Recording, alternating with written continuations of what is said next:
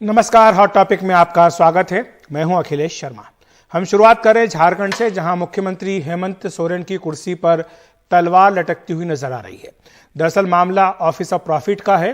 खनन लीज के आवंटन मामले में बीजेपी की शिकायत पर राज्यपाल रमेश बैस ने चुनाव आयोग से जवाब मांगा है।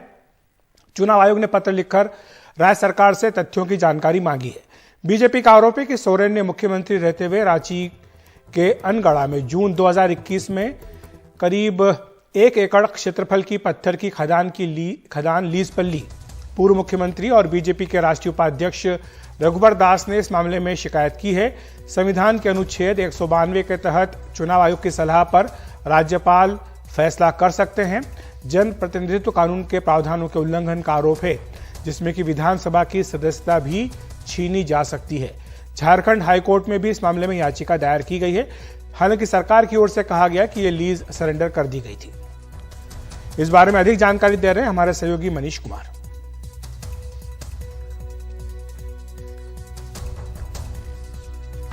देखिए, चुनाव आयोग ने झारखंड के मुख्य सचिव को ये राज्यपाल का पत्र जो है रेफर किया है। उनसे माइनिंग के संबंध में, जो माइनिंग लीज हेमंत सोरेन के नाम पर दी गई थी, उस संबंध में सारे कागजात मांगे हैं।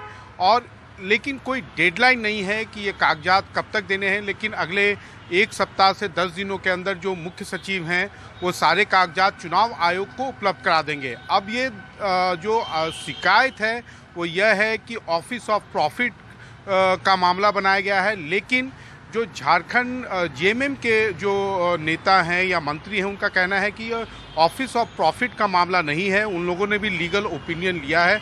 ज़्यादा से ज़्यादा ये कन्फ्लिक्ट ऑफ इंटरेस्ट का मामला था कि आप माइनिंग मिनिस्टर होके आप अपने आप को माइनिंग लीज कैसे दे सकते हैं। हालांकि जब ये मामला प्रकाश में आया तो आनन फानन में इस माइनिंग लीज को सरेंडर किया गया, इसे कि इस मामले को ज़्यादा तूल ना दिया जाए। लेकिन इस मामले में झारखंड उच्च न्यायालय में भी सुनवाई चल रही है और साथ ही साथ चुनाव आयोग ने भी एक पैरेलल इंक्वायरी शुरू करवाई है, जो कि राज्यपाल के द्वारा उन्हें रेफर किया गया है। तो ये मामला आने वाले दिनों में काफ़ी दिलचस्प होगा, क्योंकि बीजेपी का कहना है कि उसे पूरा भरोसा है कि राज्यपाल के द्वारा या चुनाव आयोग के द्वारा आने वाले समय में हेमंत सोरेन को इंडाइट करते हुए उन्हें अयोग्य करार दिया जाएगा और उस समय संवैधानिक संकट झारखंड के अंदर हो सकता है। अखिलेश, शुक्रिया मनीष आपका इस तमाम जानकारी के लिए। और अब बात करते हैं झारखंड के पड़ोसी राज्य बिहार की, जहां विधान परिषद चुनाव और बीचा उपचुनाव में हार की एनडीए समीक्षा करने जा रहा है।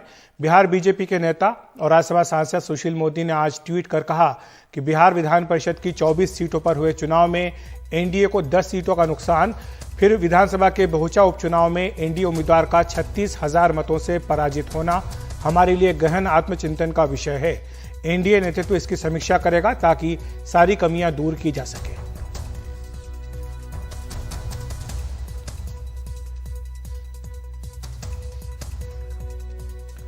बात करते हैं दिल्ली के जहांगीरपुरी की, जहां अभी बुलडोजर थमा ही रहेगा। सुप्रीम कोर्ट ने आज आदेश देते हुए सभी पक्षों से जवाब भी मांगा है, जिस पर 2 हफ्ते बाद सुनवाई की जाएगी। कल रोक के आदेश के बाद भी तोड़फोड़ किए जाने पर सुप्रीम कोर्ट ने नाराजगी जताई है और कहा है कि इस पर वो गंभीर रुख अपनाएगा।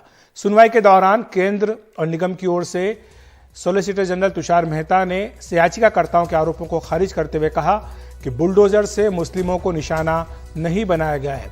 खरगोन में 88 हिंदुओं और 26 मुस्लिमों पर कार्रवाई हुई। जहांगीरपुरी में जनवरी से ही तोड़फोड़ अभियान चल रहा है। बिल्डिंग मटेरियल, कुर्सी, स्टील बॉक्स हटाने के लिए नोटिस देने की जरूरत नहीं है। सरकार की इस दलील पर सुप्रीम कोर्ट ने कहा कि कुर्सी, स्टील बॉक्स हटाने के लिए बुलडोजर की क्या जरूरत है। दिल्ली में चले इस बुलडोजर पर राजनीति भी काफी गर्मा गई है। कोई कानून ये इजाजत नहीं देता है कि बगैर नोटिस किसी के भी आशियाने को, किसी के घर को भी गिराया जा सके। कोई कानून ये इजाजत नहीं देता है। और यही नहीं, कोई कानून, कोई पॉलिसी और कोर्ट का भी ये स्पष्ट आदेश है।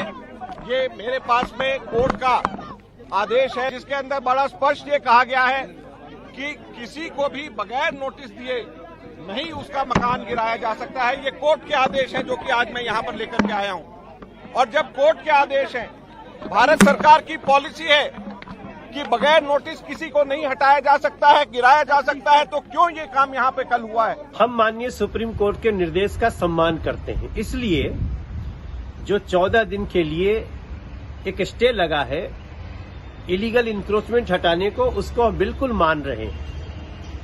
लेकिन बुलडोजर रुकेगा नहीं, बुलडोजर फिर चलेगा। माननीय सुप्रीम कोर्ट कभी भी इलीगल इंक्रोचमेंट के पक्ष में नहीं खड़े हो सकते। अब आप लोगों से हमारी प्रार्थना है कि उन सब की रजिस्ट्री हो रही है, आप लोग अपना अपना प्रॉपर्टी का रजिस्ट्री करवा लीजिए। जो अवैध है संकट उसी पे होगा। हमें गुंडाई करनी नहीं आती, हमें स्कूल बनाने आते हैं। हमें लफंगाई करनी नहीं आती, हमें दंगे करने नहीं आते। पूरे देश में दंगे हो रहे हैं। कौन करा रहा है ये दंगे? कौन सी पार्टी दंगे करा रही है? सारे जानते हैं कौन सी पार्टी दंगे करा रही है। हमें दंगे करने नहीं आते। ऐसे इस देश के लोग नहीं चाहते कि दंगे हो। इस देश के लोग शांति चाहते हैं। इस देश के लोग शांति से जीना चाहते हैं। अगर आपको दंगाई चाहिए तो उनको वोट दे देना। आपको स्कूल चाहिए, मेरे को वोट दे देना। अगर आपको गुंडागर्दी चाहिए, उनको वोट दे देना। अगर आपको अस्पताल चाहिए, केजरीवाल को वोट दे देना।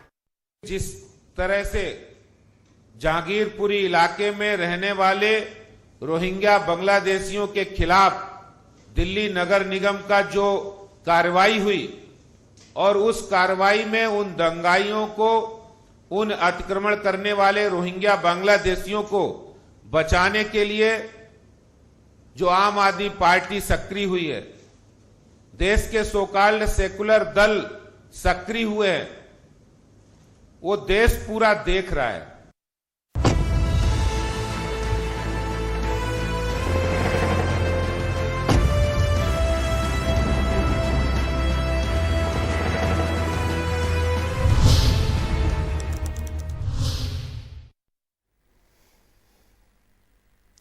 बात करते हैं रूस यूक्रेन जंग की। रूस के राष्ट्रपति व्लादिमीर पुतिन ने आज दावा किया कि रूसी सेना ने मारियोपोल को आजाद करा लिया है। आपको बताएं कि मारियोपोल पर पूर्ण नियंत्रण से 2014 में यूक्रेन से तोड़े गए क्रीमिया तक रूस की सीधी पहुंच हो सकती है।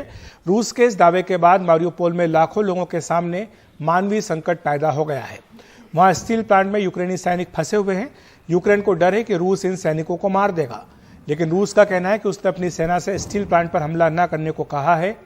ऐसा माना जा रहा है कि हजारों नागरिक इस शहर में मारे गए हैं, जिसे करीब 1 महीने से रूसी सेना ने घेर रखा है। शहर में खाना, पानी और बिजली नहीं पहुंच पा रही है। हमारे सहयोगी उमा शंकर सिंह की ये एक्सक्लूसिव रिपोर्ट। लंबे समय की घेरेबंदी के बाद और मारियोपोल शहर को तकरीबन पूरी तरह से तबाह कर देने के बाद अब रूस की तरफ से ये औपचारिक तौर पे दावा किया गया है कि मारियोपोल शहर उसके कब्जे में है।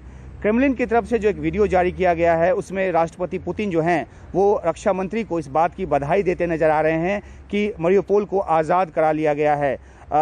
लंबे समय तक घेरेबंदी में शहर रहा, काफ़ी ज़्यादा यहाँ पर जो तबाही है वो मची है रूस के आक्रमण के दौरान। और दूसरी बात यह है कि लाखों की तादाद में जो लोग यहाँ पर फंसे हुए थे, उनके लिए एक मानवीय त्रासदी की स्थिति पैदा हुई। कई बार सेफ पैसेज की मांग की गई, सेफ पैसेज के लिए जो एक सहमति है वो भी बनी, लेकिन मोटे तौर पर यहाँ से लोगों को निकलने नहीं दिया गया। जो वहाँ पे सैनिक फंसे हुए थे, खासतौर पे जो स्टील प्लांट में जहाँ से वो लोहा ले रहे थे रूसी सैनिकों का, वहाँ से भी सेफ पैसेज नहीं दिया गया। और इस बात की आशंका है कि उन सैनिकों की रूस की तरफ से रूस उन सैनिकों की भी हत्या करेगा, ये आशंका यूक्रेन की तरफ से जताई गई। लेकिन अब जो दावा किया गया है रूस की तरफ से वो ये कि उसने अपनी सेना को आक्रमण न करने का आदेश दिया है स्टील प्लांट पर, ताकि वहाँ जो जानें हैं उसको बचाई जा सके। तो एक कब्जे का एक बड़ा दावा मारियोपोल शहर पर, और ये रूस के लिए एक बड़ी कामयाबी है। खासतौर पे जिस तरह से मॉस्कोवा को डुबाया यूक्रेन ने, उसके बाद रूस जो है वो लगातार इस बात से इनकार करता रहा था। उसका कहना था कि आग लगने से युद्धपोत की जो युद्ध पोत डूबा, लेकिन यूक्रेन की तरफ से साफ तौर पे ये दावा किया गया कि नेपच्यून मिसाइल के जरिए उसे डुबाया गया और इसको बड़ी कामयाबी के तौर पे यहाँ यूक्रेन में देखा जा रहा है। इसके ऊपर एक डाक टिकट भी जारी किया गया जिसको बड़ी तादाद में जो लोग हैं वो खरीद रहे हैं। तो मस्कोवा को मारने का जो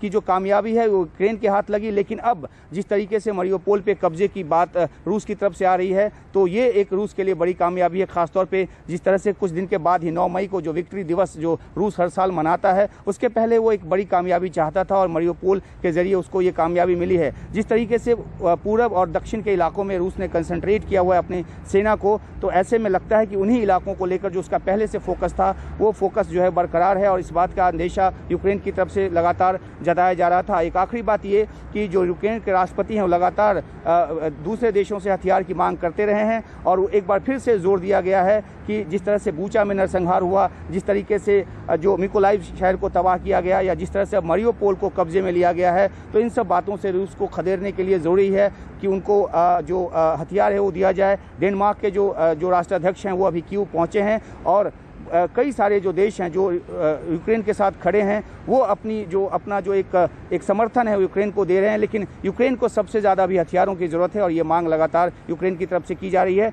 अब देखना है कि किस तरह का ऑफेंसिव जो है वो रूस करता है और किस तरह से प्रतिकार उसको यूक्रेन कर पाता है, क्योंकि आने वाला जो समय है वो काफ़ी ज़्यादा चुनौती भरा है यूक्रेन के लिए। हालांकि कीव के आसपास की स्थिति सामान्य नज़र आ रही है, लेकिन रूस के हमले पूर्वी और दक्षिणी इलाकों में ठहरे नहीं हैं।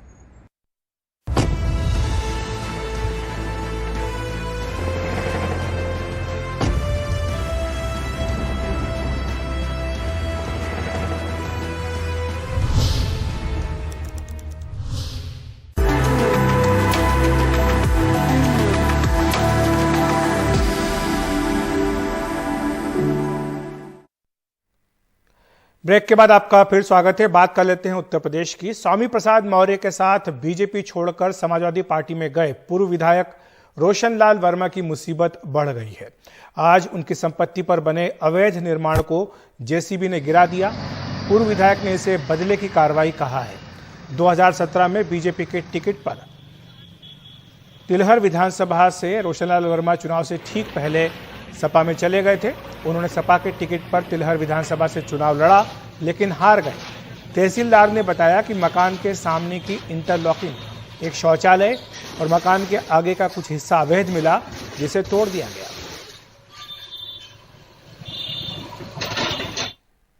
तो हॉट टॉपिक में इतना ही।